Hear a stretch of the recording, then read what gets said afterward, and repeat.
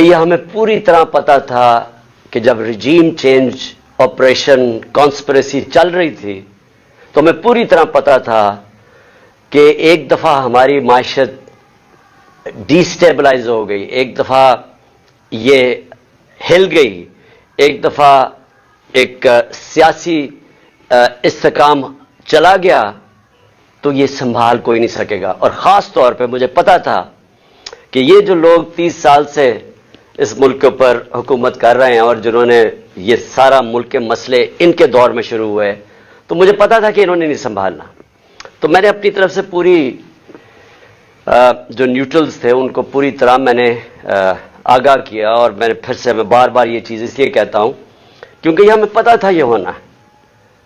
اور شوکت ترین کو بھی جو فائنانس منسٹر تھے انہوں نے بھی پوری طرح سمجھانے کی کوشش کی کہ یہ نہیں سنبھلے گی، اور یہ بڑا مشکل سے ہم سنبھال کے بیٹھے ہوئے۔